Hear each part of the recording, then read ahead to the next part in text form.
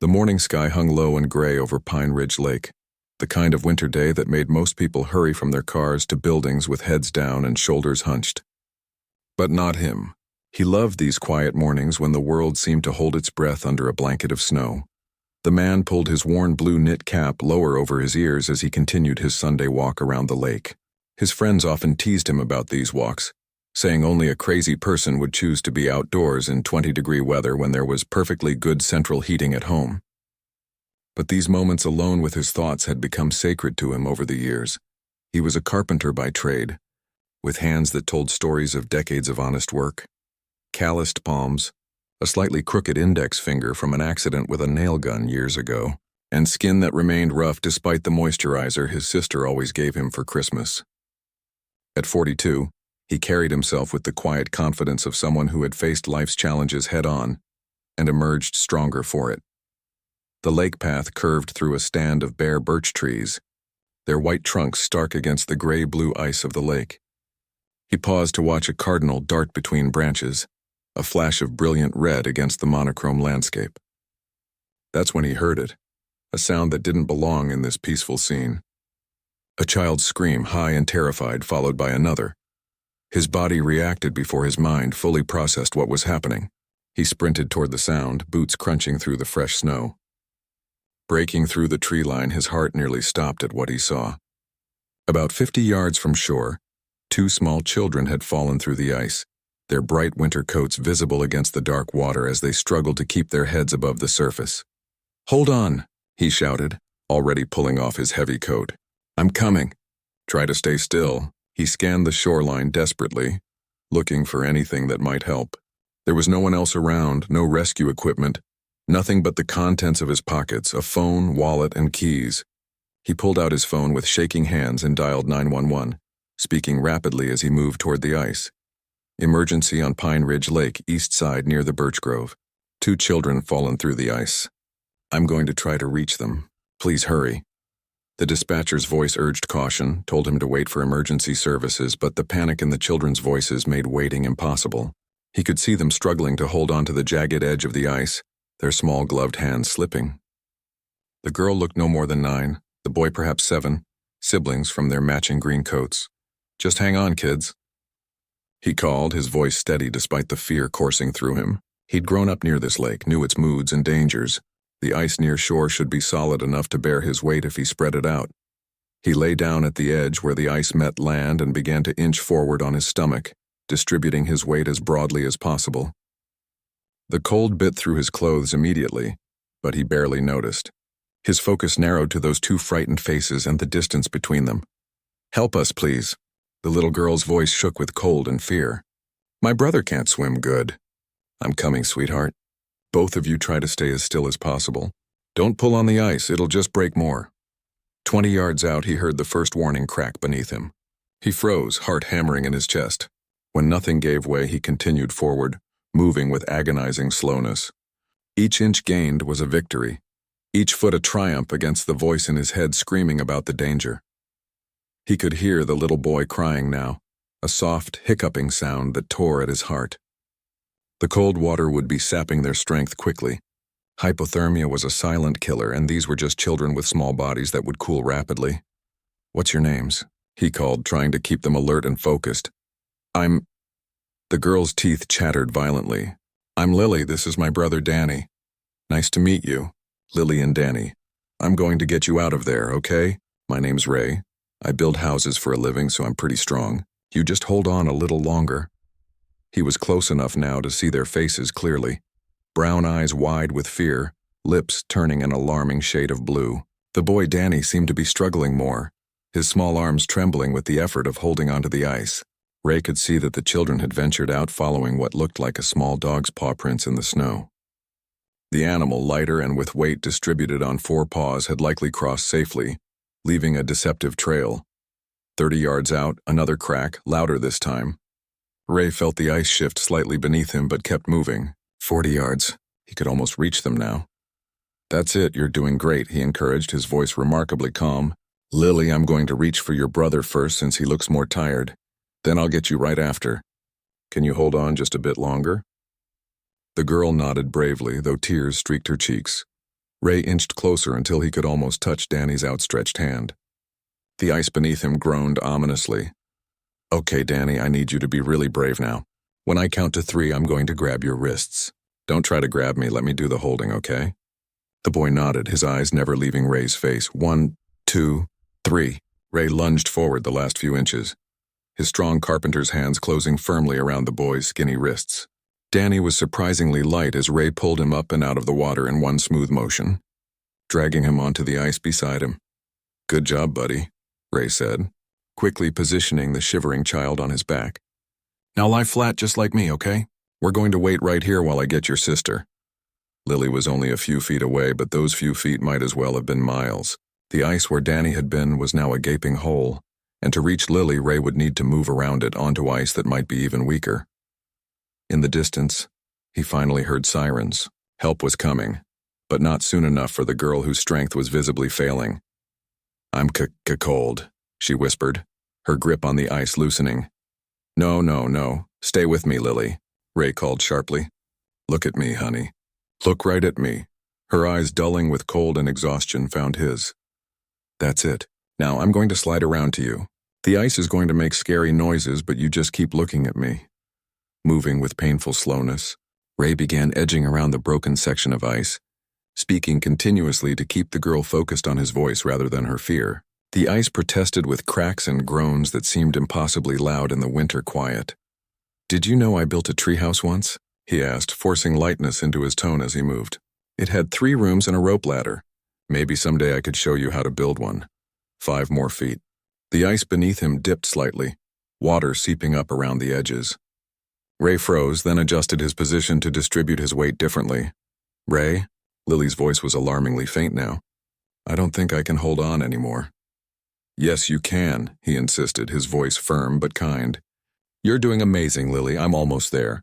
Tell me about your favorite subject in school. I like science, she managed between chattering teeth. We're learning about butterflies. That's wonderful. When we get out of here, you'll have to tell me all about butterflies. I don't know much about them. 3 more feet. Ray could see that Lily's fingers, red and swollen from the cold, were losing their grip on the slick ice. Her eyes were starting to close. Lily! Stay awake! The sharpness in his voice made her eyes flutter open again. That's it, look at me. I'm right here. With a final desperate lunge that sent water sloshing over the ice, Ray grabbed Lily's coat just as her fingers slipped completely. For one heart-stopping moment, she sank below the surface, but his grip held firm. With strength born of pure adrenaline, he hauled her up and out of the water. The ice beneath them cracked alarmingly as he pulled her close, shielding her small body with his own.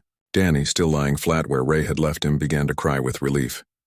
I've got you both now, Ray assured them, his own body shaking with cold and fading adrenaline. Help is coming. Can you hear those sirens? We just need to stay still. The wait for rescue seemed endless.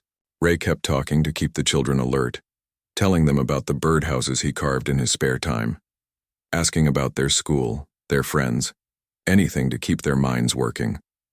When Danny started to doze off, Ray gently shook him, knowing that sleep could be dangerous. By the time the rescue team reached them, carefully making their way out with proper equipment, all 3 were showing signs of serious hypothermia. As emergency workers secured the children onto rescue sleds, one of them clasped Ray's shoulder. You did an incredible thing here today, the paramedic said, helping Ray to his feet once they reached solid ground. Not many would have risked themselves like that. Ray, watching as the children were wrapped in emergency blankets and rushed toward waiting ambulances, simply nodded.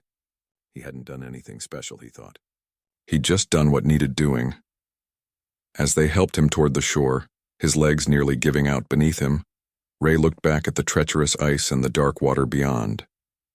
Only then, with the children safely in the care of professionals, did he allow himself to feel the fear that had been pushed aside by necessity. His hands trembled violently as the realization of what might have happened crashed over him. But alongside that fear was something else. A found gratitude that he had been there, that his Sunday morning walk had put him in the right place at precisely the right moment. Some might call it coincidence, others fate. Ray didn't have a name for it. He just knew that today, somehow, he had been exactly where he needed to be. The ambulance siren wailed as it sped through the snow-covered streets. its red and blue lights reflecting off shop windows and parked cars. Inside, Ray sat shivering under 3 thermal blankets, while a paramedic named Tom checked his vital signs. Across from him, Lily and Danny huddled together on the stretcher, their small bodies wrapped in similar blankets, their faces still pale but alert. "Your heart rate's coming down nicely," Tom said, removing the blood pressure cuff from Ray's arm. "But we still need to get you all properly warmed up at the hospital." Ray nodded, his teeth still chattering slightly. The adrenaline that had carried him through the rescue was fading, leaving behind bone-deep exhaustion and a spreading ache in his muscles. His clothes remained soaked despite the emergency team's efforts to dry him, and his fingers felt stiff and numb. "The kids okay?" he asked, his voice hoarse. Tom glanced at the children. "They're doing better than expected, thanks to you. Getting them out of that water so quickly made all the difference." Lily looked up at the mention of her and her brother, her eyes still a bit glassy from the cold found rays. "You saved us," she whispered. The simple truth in those 3 words hit Ray harder than any elaborate thank you could have. He swallowed against the sudden tightness in his throat. "Anyone would have done the same," he said, though they all knew that wasn't true. Danny, who had been quietly observing everything with wide eyes, suddenly asked, "Are you a superhero?" The question broke the tension, and Ray let out a surprised laugh that turned into a cough. "Nobody. Just a regular guy who happened to be taking a walk." "But you weren't scared of the ice breaking," Danny insisted. "And you're super strong. You pulled me out like I weighed nothing." Ray thought about the terror that had gripped him with each crack of the ice, the pounding of his heart as he'd inched across the frozen surface.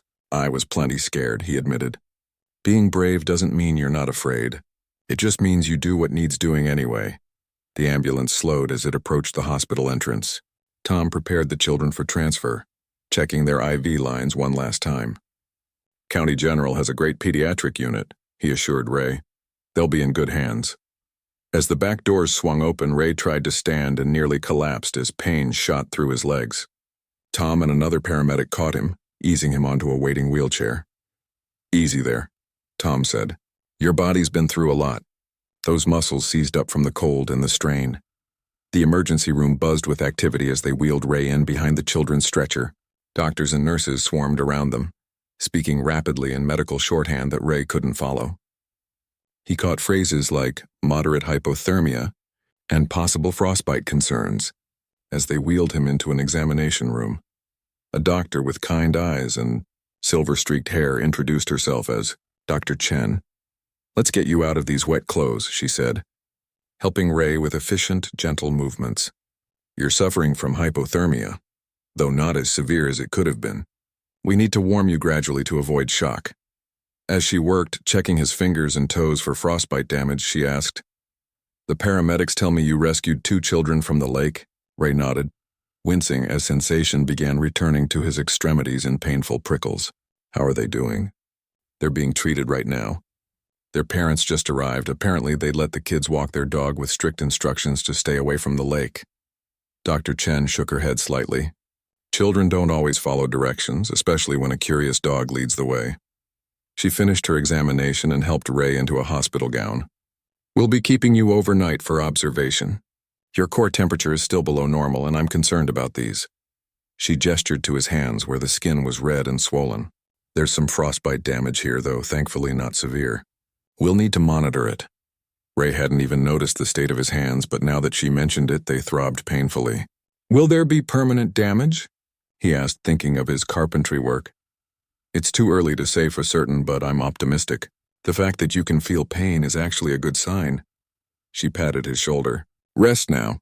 I'll check on you again soon."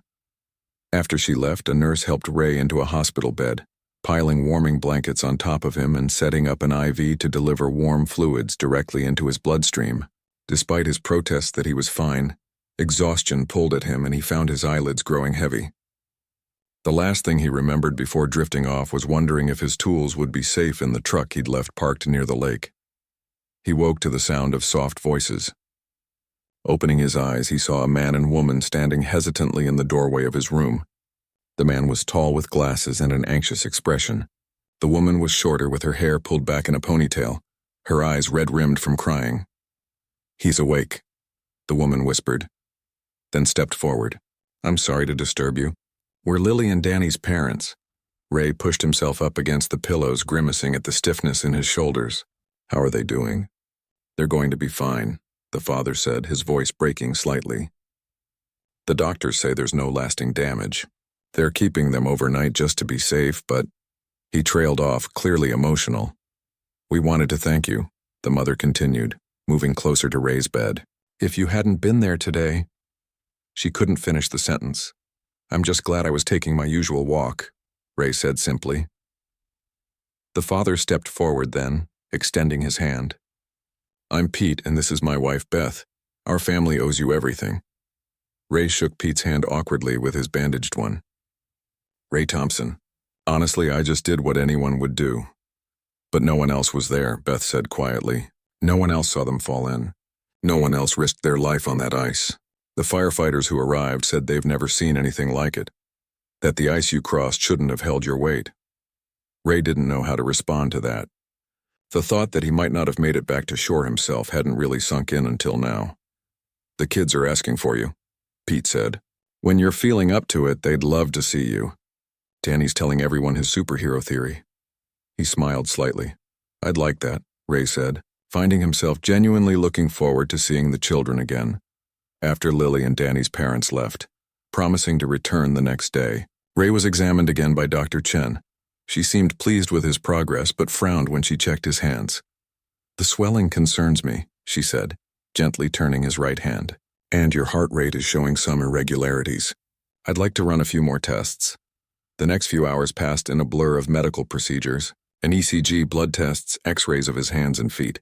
By evening, Dr. Chen returned with a more serious expression. Mr. Thompson, the cold exposure has triggered some issues we need to address. There's evidence of strain on your heart. Nothing immediately life-threatening, but something we need to monitor. And the frostbite damage to your hands is more extensive than I initially thought. Ray felt a chill that had nothing to do with hypothermia. His hands were his livelihood. What does that mean for my work? I'm a carpenter. Dr. Chen sat on the edge of his bed. I believe with proper treatment and physical therapy, you'll regain most function. But it will take time, and there may be some permanent sensitivity to cold. How much time? Ray asked, thinking of the half-finished kitchen remodel he was supposed to complete next week. The bills that wouldn't wait for his recovery. At least 6 to 8 weeks before you can safely return to full manual work. Maybe longer. She held up a hand when she saw his expression. I know that's not what you wanted to hear, but pushing it could result in permanent damage. After she left, Ray stared at the ceiling, trying to process this news. 6 to 8 weeks without income was impossible. His savings would cover maybe 3 weeks of expenses if he was careful. And his health insurance had lapsed 2 months ago when the premiums increased beyond what he could afford. He was still mulling over these worries when a nurse wheeled in a young visitor, Danny, looking much better than he had in the ambulance, though still pale. The boy's face lit up when he saw Ray. Mom said I could come say goodnight, Danny announced as the nurse positioned his wheelchair beside Ray's bed. Lily wanted to come too, but she fell asleep. I'm glad you're feeling better, Ray said, genuinely happy to see the boy's improved color and energy. Danny leaned forward conspiratorially. I told all the doctors you're a superhero, but they don't believe me. That's okay, though. Superman keeps his identity secret, too. Ray chuckled despite his worries. How's your dog? The one that led you onto the ice? Pepper's okay. Dad found him back at home. He feels really bad about running away and causing trouble. Danny tilted his head, studying Ray. Does it hurt? He asked, pointing to Ray's bandaged hands. A little, Ray admitted, but the doctors are taking good care of me. When you get better, will you come visit us? Mom says you can come for dinner. She makes really good lasagna. The simple invitation from this child he'd saved touched Ray deeply. I'd like that very much, he said. After Danny left, Ray turned on the small TV mounted on the wall, hoping to distract himself from thoughts of medical bills and missed work. A local news report caught his attention. They were showing footage of Pine Ridge Lake, emergency vehicles surrounding it. With a jolt, he recognized himself being loaded into an ambulance. In a dramatic rescue today, the reporter was saying, a local man risked his life to save 2 children who had fallen through the ice at Pine Ridge Lake. Authorities say the children are expected to make a full recovery, thanks to the quick action of Good Samaritan Raymond. Thompson. Ray switched off the TV, uncomfortable with being called a hero. He hadn't done anything special, just what needed doing. As night settled over the hospital and the pain medication began to make him drowsy, Ray found himself wondering what tomorrow would bring, and how he would face the challenges ahead. 3 days later, Ray sat on the edge of his hospital bed, carefully pulling a sweater over his head with bandaged hands. Each movement was a small battle against stiffness and pain. The doctors had finally cleared him to go home, though with a long list of follow-up appointments, prescriptions, and strict instructions about what he could and couldn't do. Need some help with those? A nurse named Kelly asked, nodding toward the shoelaces Ray was struggling to tie. I've got it, Ray insisted, then sighed as his clumsy fingers fumbled again. Actually, maybe I could use a hand. As Kelly knelt to tie his shoes, Ray looked out the window at the gray winter sky. The reality of his situation was sinking in. The hospital social worker had spent an hour with him yesterday, going over his options for medical assistance, but the paperwork would take weeks to process. Meanwhile, the bills would start arriving long before that. Your ride here yet? Kelly asked, standing up. Ray nodded. My sister should be downstairs. Well, I printed out all your discharge instructions. She handed him a folder. And Dr. Chen left this for you. She placed a business card on top of the folder. It's for the hand specialist she recommended. She made some calls. He's agreed to see you at a reduced rate. That's really kind of her, Ray said, genuinely touched by the doctor's effort. Kelly smiled. You made quite an impression around here. It's not every day we treat someone who did what you did. A hospital volunteer appeared with a wheelchair, and despite Ray's protests that he could walk, hospital policy required him to ride to the exit. As they wheeled him through the corridors, several staff members stopped to shake his hand gently or pat his shoulder. Word of his rescue had spread throughout the hospital. Outside, his sister May stood beside her old station wagon, arms crossed against the cold. At 45, she was 3 years older than Ray, with the same warm brown eyes and determined expression, though laugh lines framed her face where Ray's showed signs of worry. About time, she said as the volunteer helped Ray to his feet. I was starting to think they'd decided to keep you. Ray knew his sister well enough to hear the concern beneath her gruffness. Sorry for the trouble, he said as she opened the passenger door for him. Don't be stupid, May replied, helping him with the seatbelt he couldn't manage himself. You'd do the same for me. As they drove through town, May filled the silence with updates about her job at the elementary school cafeteria, her teenage son's latest basketball game, the leak in her kitchen sink that her husband hadn't fixed yet. Ray was grateful she didn't ask him how he was feeling or what he planned to do now. Those were questions he wasn't ready to answer. The streets looked different somehow, like a reminder that while he'd been in the hospital, the world had continued turning. They passed a corner store with newspaper racks out front, and Ray glimpsed his own face on the front page of the local paper. He turned away quickly. You're famous now, May said, following his gaze. Mom would have loved that. Her boy, the hero. I'm not a hero, Ray muttered, uncomfortable with the label. May shot him a look. You nearly died saving 2 kids you didn't even know. What would you call it? He didn't have an answer for that. When they pulled up to his small rental house, Ray was relieved to see it looked exactly as he'd left it 3 days ago.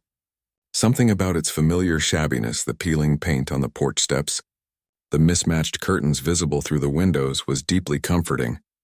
Home sweet home, May said, helping him up the steps and unlocking the door with the spare key he kept hidden under a flower pot. I stopped by yesterday to turn the heat up and stock your fridge. Inside, the house was warm and smelled faintly of the lemon cleaner May favored. Ray sank gratefully onto his worn couch, suddenly exhausted from the short walk from the car. You look terrible, May observed, putting his bag of medications on the coffee table. I'll make some tea. While she bustled around his kitchen, Ray closed his eyes, listening to the familiar sounds of cups clinking, the kettle whistling, his sister humming tunelessly under her breath. When she returned, she had not only tea but also a plate of toast spread with peanut butter. You need to eat something with those pills, she said, setting everything down within his reach. Ray tried to pick up the mug but winced as pain shot through his fingers. May wordlessly wrapped his hands around it, helping him lift it to his lips. This is ridiculous, he muttered after taking a sip. I can't even hold a cup. It'll get better, May said firmly. The doctor said 6 to 8 weeks, right? That's not forever. It might as well be. Ray stared down at his bandaged hands. The mortgage is due next week. Electric bill the week after. And I still need to finish the Miller job. They've already paid half up front for materials. May sat beside him on the couch. We'll figure it out. Hal and I can help with the bills for a while. Ray shook his head. You've got your own family to worry about. And Hal's hours at the plant were already cut back last month. Then we'll find another way, May insisted. This community takes care of its own. Maybe we could set up one of those online fundraising things. No, Ray said sharply. No charity. May threw up her hands in exasperation. It's not charity when you've earned it. Why are you so stubborn about accepting help when you'd be the first to give it? They sat in silence for a moment, the old argument settling between them like a familiar guest. Finally, May sighed and patted his knee. Look, just focus on healing. That's your job right now. Let me worry about the rest. Before Ray could respond, there was a knock at the door. May went to answer it, and Ray heard murmured voices in the entryway. Ray, May called. You've got visitors. To his surprise, Pete and Beth, the parents of the children he'd rescued, stood in his living room, looking somewhat uncomfortable but determined. Behind them was a tall, thin man in an expensive-looking coat whom Ray didn't recognize. We hope you don't mind us stopping by, Beth said. The hospital gave us your address. She held out a covered dish. I made lasagna. Danny told me he invited you to try it. The unexpected kindness caught Ray off guard. Thank you, Pete stepped forward. How are you feeling? I've been better, Ray admitted, but the doctors say I'll recover. The stranger cleared his throat and Pete quickly introduced him. This is Howard Grant. He's a lawyer friend of ours. Ray tensed immediately. A lawyer could only mean complications. Was there some liability issue with the rescue? Were they planning to sue him for some reason? Seeing his expression, Beth quickly added, It's nothing bad, I promise. Howard has some expertise we thought might help. Howard took a seat in the armchair across from Ray. Mr. Thompson, what Pete and Beth have told me about your actions at Pine Ridge Lake is extraordinary. I understand from them that you're self-employed and uninsured? Ray nodded cautiously. And the hospital has indicated you'll be unable to work for some time due to your injuries? That's right, Ray said, wondering where this was going. Howard leaned forward. There's a fund specifically designed for Good Samaritans who are injured while helping others. It's not widely known, but as someone who serves on the board, I can tell you that your case is exactly what it was created for. I don't need charity, Ray began, but Howard held up a hand. This isn't charity. Mr. Thompson, it's recognition of service. The fund was established by a local businessman who was himself saved by a stranger 30 years ago. He created it specifically to ensure that people who act as you did aren't penalized for their heroism. Ray looked to May, who gave him a look that clearly said, I told you so. The application is straightforward, Howard continued, pulling papers from his briefcase. With your permission, I'd be happy to submit it on your behalf. The fund could cover your medical expenses and provide temporary income replacement while you recover. Ray felt a complex mix of emotions, relief tangled with pride and hesitation. He'd always believed in standing on his own 2 feet, but if this truly wasn't charity... I'll think about it, he said finally. Howard nodded and left the papers on the coffee table. That's all I ask. And regardless of your decision, Pete and Beth have asked me to help with your insurance claim for the hospital stay. After they left, promising to check in again soon, May gave Ray a pointed look. See? The universe takes care of people who take care of others. Maybe, Ray conceded, thinking of Howard's offer. The rest of the day passed quietly. May stayed until evening, helping Ray with the tasks his injured hands made difficult. Opening medication bottles, cutting food, even buttoning his shirt when he changed for bed. Each moment of dependency grated against his independent nature, but he was too exhausted to protest. As May was preparing to leave, there was another knock at the door. This time it was a local news crew. Mr. Thompson, a young reporter with a bright smile, stood on his porch, cameraman behind her. I'm Alice Wong from Channel 4 News. We've been trying to reach you for an interview about your heroic rescue at Pine Ridge Lake. Ray started to close the door, but May stepped in. My brother is still recovering, she said firmly. This isn't a good time. We understand, Alice said quickly, but our viewers are very moved by his story. There's been an outpouring of support from the community. People want to help. Help how? May asked while Ray stood silent behind her. Well, we've received calls from viewers wanting to donate to help with his medical bills.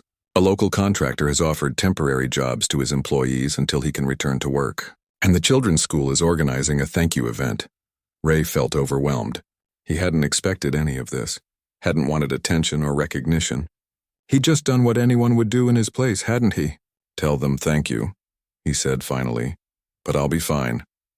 May gave him an exasperated look over her shoulder but relayed his message more diplomatically. After the news crew left, she turned to him, hands on hips. Pride is all well and good, little brother, but it won't pay your bills or heal your hands. Sometimes the bravest thing you can do is accept help when you need it. Later that night, alone in his quiet house, Ray sat at his kitchen table staring at the papers Howard had left. The pain in his hands had intensified with the day's activities, a constant reminder of how far he was from returning to normal life. On the table beside the papers sat his stack of bills, the final notice from the health insurance company he could no longer afford, and a calendar marked with upcoming jobs he wouldn't be able to complete. For the first time since the rescue, Ray allowed himself to consider that maybe, just maybe, his sister was right. A week passed, then two. January deepened, bringing shorter days and colder nights. Ray's small house grew cluttered as his inability to use his hands properly made even simple cleaning tasks challenging. The kitchen sink piled with dishes he couldn't wash without soaking his bandages. Laundry accumulated in the corner of his bedroom. He'd never realized how much he depended on his hands until they were wrapped in gauze and throbbing with pain at the slightest movement. The medical bills had started arriving, thick envelopes with red, urgent stamps that Ray stacked unopened on his coffee table. What was the point in looking at numbers he couldn't pay? His savings account had dwindled to almost nothing after covering the mortgage payment. The electric company had agreed to a payment plan after May called them on his behalf. But his phone service had been cut off 3 days ago. Despite his initial resistance, Ray had allowed Howard to submit the application for the Good Samaritan Fund. But the process was slow, and there was no guarantee he would qualify. Meanwhile, his sister brought him groceries twice a week. His neighbor shoveled his walkway after each snowfall, and Pete and Beth called regularly to check on him. Their kindness both touched and embarrassed him. On a particularly cold Tuesday morning, Ray sat at his kitchen table attempting to sign his name on a medical release form. His right hand, the dominant one, was healing more slowly than his left, and his signature looked like a child's scrawl. Frustration built as he tried again and again, the pen slipping in his grip. When the doorbell rang, he welcomed the interruption. Standing on his porch was Lily, bundled in a pink winter coat, her mother Beth beside her holding a covered dish. "We brought you some dinner," Lily announced, her breath visible in the cold air. "And I made you a card." The little girl thrust a homemade card into his hands. On the front was a crayon drawing of what appeared to be Ray pulling two small figures from a blue squiggle that must have been the lake. "It's beautiful," Ray said, genuinely moved. "Thank you, Lily." Beth handed him the casserole dish. "It's just chicken and rice, nothing fancy. But I thought you might be tired of sandwiches and things you can eat with one hand." As they stepped inside, Ray felt a flash of shame at the state of his house. He hadn't been able to vacuum, and dust had settled on every surface. Dirty coffee mugs littered the end tables, and a pile of mail had cascaded onto the floor. Beth seemed to sense his discomfort. "Lily, why don't you tell Mr. Ray about your science project while I put this in the kitchen?" While Lily chatted about her class's butterfly terrarium, Beth quietly began washing dishes in the sink. Ray started to protest, but she waved him off. "Let me do this," she said firmly. "It's the least I can do." After they left, Ray sat looking at Lily's card for a long time. The stick figure she'd drawn to represent him was smiling, arms outstretched to the children in the water. Is that how she saw him? Not as a man struggling with bills and pain, but as someone strong and capable of saving others? The phone call came the next day. May had insisted on paying to reconnect his phone service, ignoring his objections. Ray was glad now as he picked up the receiver with his less injured left hand. "Mr. Thompson? This is Howard Grant." Ray's heart beat faster. "Yes? I have good news. The Good Samaritan Fund has approved your application. They'll cover all your medical expenses and provide income replacement for 3 months. Relief washed over Ray so intensely he had to sit down. Thank you. Don't thank me, Howard said. The board was unanimous. Your case is exactly what the fund was established for. He paused. There's something else. The story of your rescue has continued to gain attention. Several local businesses have expressed interest in helping once the fund's support ends. Ray's pride flared. I don't need charity. Howard's voice remained steady. It's not charity, Mr. Thompson, it's community. These are people who recognize value in what you did and want to ensure you don't suffer for it. After hanging up, Ray sat motionless, absorbing the news. 3 months of income would get him through the worst of his recovery. The medical bills would be paid. He might actually make it through this without losing his house or going into crippling debt. That afternoon, he called the number Dr. Chen had given him for the hand specialist. The receptionist who answered was warm and efficient. Dr. Wilson can see you tomorrow at 10 a.m. He's been waiting for your call. The hand specialist's office was in a modern medical building across town. May drove Ray there, chattering about school gossip to distract him from his nervousness. In the waiting room, Ray was surprised to find Dr. Chen herself. I wanted to check in on my favorite patient, she explained, sitting beside him. Dr. Wilson is the best hand specialist in the state. I worked with him during my residency. Dr. Wilson turned out to be a tall man with a booming laugh and hands so large they made Ray's look small in comparison. His examination was gentle but thorough. The good news, he said after studying the x-rays, is that there's no permanent damage to the bones or tendons. The frostbite affected mainly the skin and underlying tissue. With proper therapy, you should regain most, if not all, function. Most? Ray asked, focusing on the qualification. Dr. Wilson nodded, his expression serious. You may experience increased sensitivity to cold in these fingers, and there could be some loss of fine motor control. You might find detailed work more challenging than before.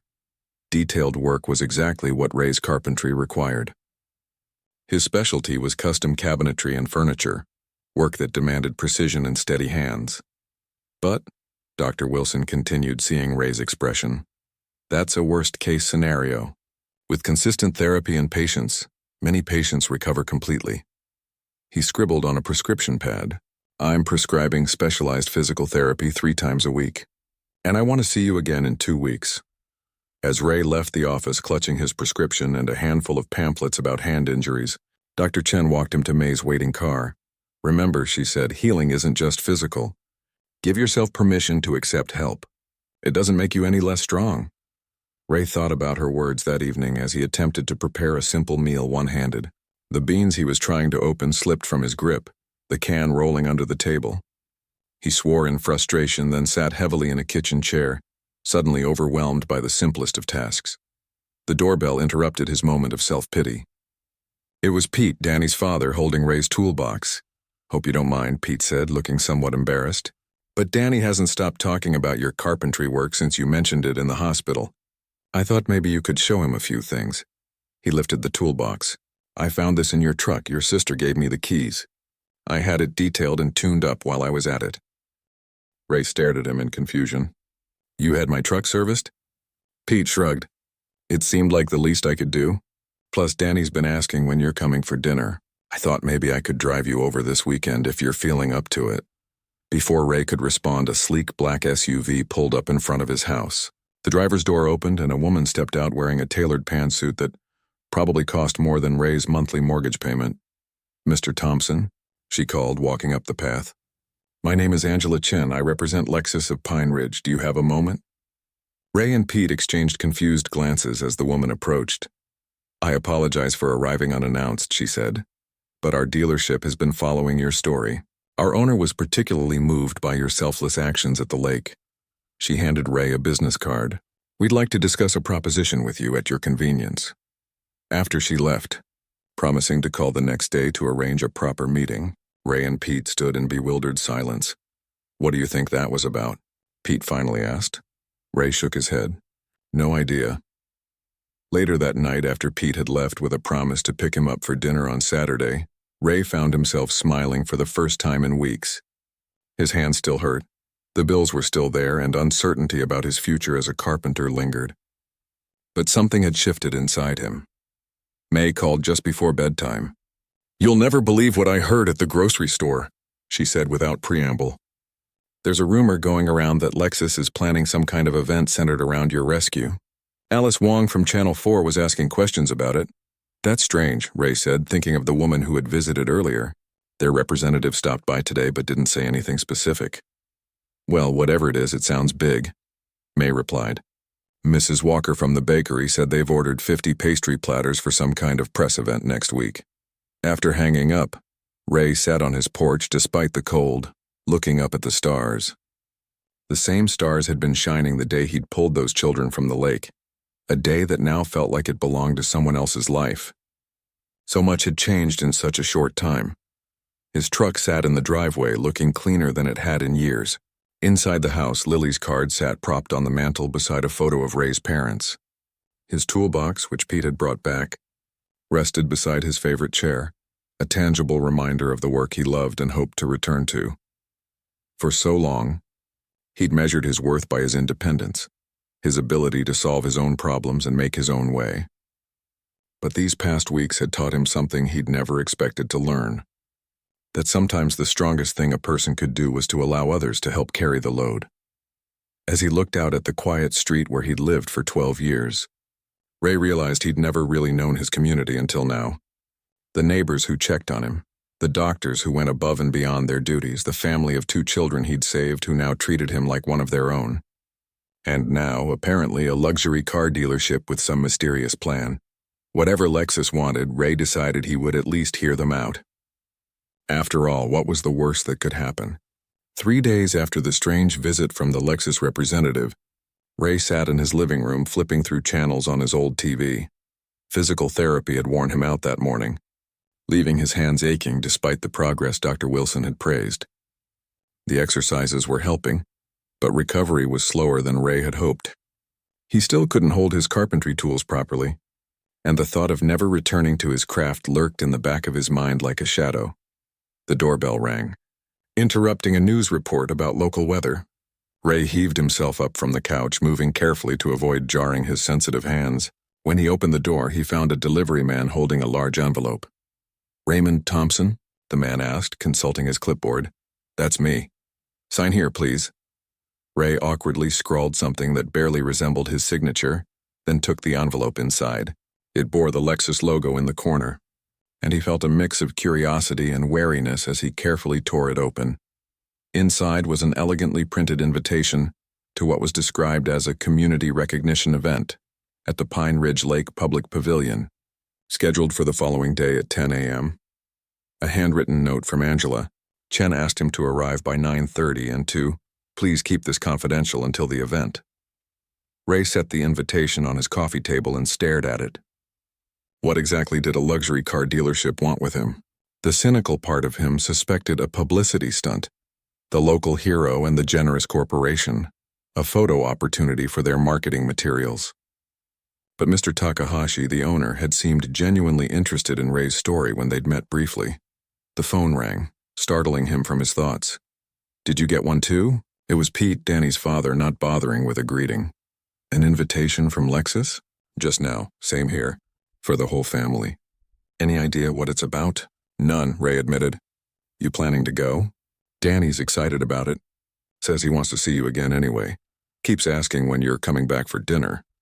Ray smiled at that. He'd grown fond of the boy during their occasional visits. Tell him I'll be there. After hanging up, Ray called May to see if she could drive him to the event. His truck was back in his driveway, freshly serviced thanks to Pete, but his hands weren't quite ready for driving yet. Of course I'll drive you, May said. What's this all about? No idea. Some kind of thank you event, I guess. May made a sound that suggested she wasn't convinced. Well, whatever it is, you should go. Put on that nice blue shirt, the one Mom gave you last Christmas. The next morning dawned bright and cold. Ray stood in front of his bathroom mirror, struggling with the buttons on the blue shirt May had recommended. His fingers moved awkwardly. Still stiff from the frostbite damage, but he managed each button with slow determination. Small victories, he reminded himself. May arrived 15 minutes early, as she always did. Honking twice from the driveway, she inspected him as he got into the car, reaching over to straighten his collar. You clean up nice, she said approvingly. Ray grunted, uncomfortable with the compliment. Let's just get this over with. The drive to Pine Ridge Lake was quiet. Ray watched the familiar scenery pass by, thinking about how much had changed in the 7 weeks since the rescue. The initial media attention had mostly faded. The Good Samaritan Fund had come through as promised, covering his medical expenses and providing some income while he recovered. His hands were improving daily. Life was gradually returning to normal, or a new version of normal. As they approached the lake, Ray's heart beat faster. He hadn't been back since that day, and seeing the frozen expanse through the car window brought a flash of memory. The crack of ice. The children's terrified faces, the numbing cold of the water. "You okay?" May asked, glancing at him with concern. "Fine," he said, pushing away the memory. "Just thinking." The parking lot was surprisingly full for a weekday morning. Ray recognized several cars belonging to local business owners, the mayor's SUV, and a Channel 4 news van. Whatever Lexus had planned, it wasn't a small affair. Angela Chen met them at the entrance to the pavilion, elegant as ever in a tailored coat. "Mr. Thompson, I'm so glad you could make it. And you must be May." She shook May's hand warmly. "We're almost ready to begin. If you'll follow me?" The pavilion had been transformed. Heaters had been set up to combat the winter chill, and rows of chairs faced a small stage area. A large object stood in the center of the stage, covered by a blue cloth. Nearly every seat was filled, and Ray recognized many faces, neighbors, local shopkeepers, even some of his former clients. Angela led them to 2 reserved seats in the front row, right next to where Pete, Beth, and their children were already seated. Danny waved excitedly when he saw Ray, and Lily held up a new drawing she'd made. Ray smiled and gave them a small wave as he sat down. "Do you know what's going on?" he whispered to Pete. The other man shook his head. They've been very mysterious about the whole thing. Before they could speculate further, Mr. Takahashi stepped onto the stage. The crowd hushed as he approached the microphone. "Good morning," he began, his accented English precise and formal. "Thank you all for coming today. We are gathered to honor someone special, a man who reminds us what community I truly means." He gestured toward Ray. 7 weeks ago, Raymond Thompson was taking his Sunday walk when he heard cries for help. Without hesitation, he risked his own life to save 2 children who had fallen through the ice on this very lake. A murmur went through the audience. Ray shifted uncomfortably in his seat, feeling every eye turned toward him. But this was not the first time Mr. Thompson put others before himself, Mr. Takahashi continued. Over the years, he has quietly helped many in this community, building wheelchair ramps for elderly neighbors, volunteering at the youth center, fixing roofs after storms. Ray stared at Mr. Takahashi in confusion. How did he know about those things? They weren't exactly secrets, but Ray had never sought recognition for them. Today, we want to show our appreciation not just for one heroic act, but for a lifetime of selfless service. Mr. Takahashi nodded to someone off stage, and the mayor stepped forward holding a framed certificate. "Raymond Thompson," the mayor announced, "on behalf of Pine Ridge, I present you with the key to the city." Applause erupted as Ray was urged to his feet and guided to the stage. He accepted the certificate awkwardly, mumbling a thank you into the microphone when it was thrust toward him. But that, apparently, was just the beginning. One by one, people from the community came forward with stories of how Ray had helped them over the years. Mrs. Wilson spoke about the time he fixed her roof for free after her husband died. The director of the youth center thanked him for teaching carpentry to kids who needed direction. Even Ray's old high school teacher appeared, reminiscing about how teenage Ray had built new bookshelves for the school library as a summer project. With each story, Ray felt more overwhelmed. He'd never thought of these actions as special, just the right thing to do when neighbors needed help. Finally, Mr. Takahashi returned to the microphone. "And now the reason we asked you all here today." He moved to the cloth-covered object center stage. Mr. Thompson's injuries have made it difficult for him to continue his carpentry business. His hands, damaged in the rescue, may never regain their former dexterity. Ray winced at hearing his private fear stated so publicly. But we believe a man who has given so much deserves a new beginning. With a dramatic flourish, Mr. Takahashi pulled away the cloth to reveal a gleaming black Lexus SUV, its surface reflecting the winter sunlight. "This vehicle is yours, Mr. Thompson, with all expenses paid. But that is not all." Angela stepped forward, holding a leather folder. "Lexus of Pine Ridge, along with several local businesses, has established a trust fund in your name. It will not only cover your remaining medical expenses, but also provide capital for you to expand your business in new directions. perhaps hiring assistants to help with the physical work while you oversee the design and craftsmanship. Ray stared at the SUV, then at the folder Angela was offering him. The generosity was so unexpected, so overwhelming that for a moment he couldn't speak. In the silence, a small voice piped up from the audience. "Does this mean Ray is rich now?" Danny asked loudly, causing laughter to ripple through the crowd. The tension broke and Ray found his voice. "I don't know what to say," he admitted into the microphone. "I'm not good at speeches. I did what anyone would have done that day at the lake. But not everyone would have," called a voice from the back, one of the firefighters who'd arrived at the scene that day. "That ice shouldn't have held your weight. You beat the odds, man." Ray looked out at the sea of familiar faces, all watching him with warmth and respect. His gaze found May, who was wiping tears from her eyes despite her earlier promise not to get all emotional at this event. He saw Pete and Beth, their children, bouncing with excitement in their seats. He saw his neighbors and friends and even some strangers all united in this moment of community. "Thank you," he said simply. "Not just for this," he gestured to the SUV, "but for everything these past weeks. For showing me that I'm not alone." As the formal ceremony ended and people gathered around to congratulate him, Ray found himself pulled aside by Dr. Wilson, the hand specialist. "I've been consulting with some colleagues about your case," the doctor said quietly. "There's a new therapy showing promising results for frostbite recovery. With your permission, I'd like to recommend you for the program." One more piece of unexpected hope on a day full of surprises. Later, as Ray sat behind the wheel of his new SUV, not driving yet, just feeling the smooth leather beneath his healing hands, Danny and Lily clambered into the back seat, exclaiming over every feature and button. "This is the coolest car ever," Danny declared, pressing his face against the window. "It's very shiny," Lily agreed, carefully touching the soft interior. Ray watched them in the rearview mirror. These children whose lives had become unexpectedly entwined with his. Their joy was contagious, their excitement genuine in the way only children's emotions can be. Outside, the community he'd always known but never fully seen was celebrating, not just his heroism but their own capacity for kindness. May was chatting with Beth, probably exchanging recipes or stories about Ray's childhood. Pete was examining the SUV's engine with Mr. Takahashi, both men nodding appreciatively. The lake that had nearly claimed 3 lives now glittered peacefully in the winter sun, ice solid and secure beneath a fresh dusting of snow. Ray looked at it and felt not fear or pain, but a sense of connection to this place, these people, and a future he couldn't have imagined 7 weeks ago. Sometimes life's greatest turns come when we least expect them. Sometimes our darkest moments lead to our brightest beginnings. And sometimes the simple act of helping others returns to us in ways we never could have predicted. Not because we're seeking reward, but because genuine goodness creates ripples that eventually come back to shore.